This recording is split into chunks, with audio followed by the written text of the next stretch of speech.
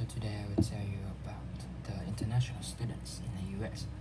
First, let's discuss about the facts and figures. First, over the past 15 to 60 years, the number of international students in the United States has generally increased.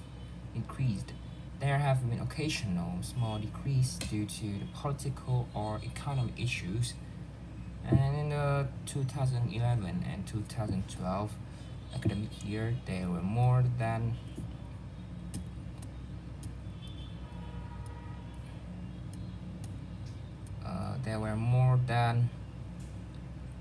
760,000 international students, and this number was 39 7 thir- 39%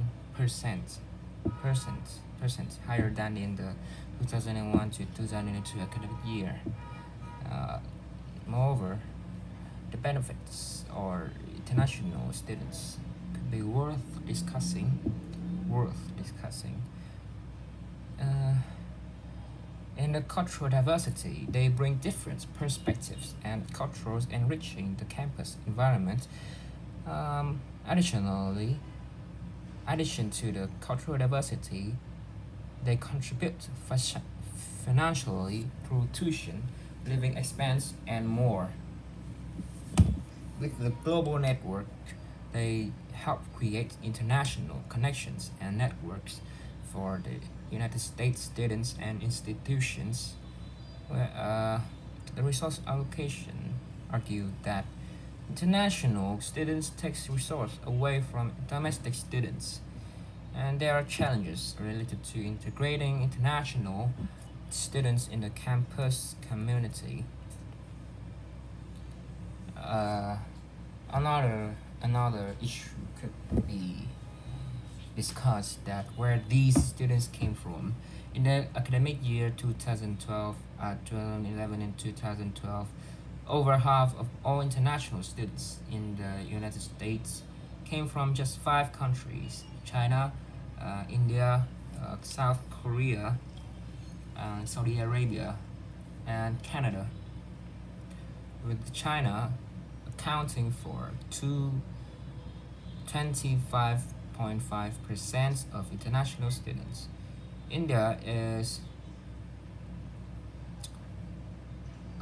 half of smaller than China, about 30%, with the South Korea comprising for 9.5%, and Saudi Arabia is one half of the South Korea, maintaining at 4.5%, and Canada stood the lowest with 3.5 percentage.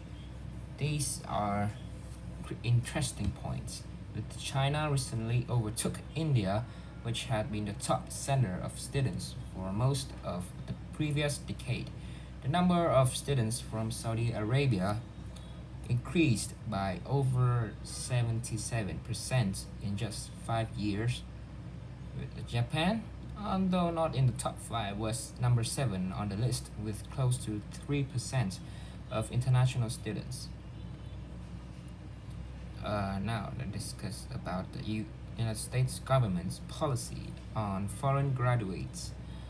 Uh, the, the occasional practical training program allows foreign graduates to work for American employers for STEM, consisting of science, technology, engineering, and mathematics graduates. The participation period can be extended from 12 months to 29 months. There exists tax benefits for employers, but American employers do not have to pay certain taxes for these foreign graduates, which some critics believe gives an unfair economic incentive to hire them over American graduates. Uh, with the visa sponsorship, the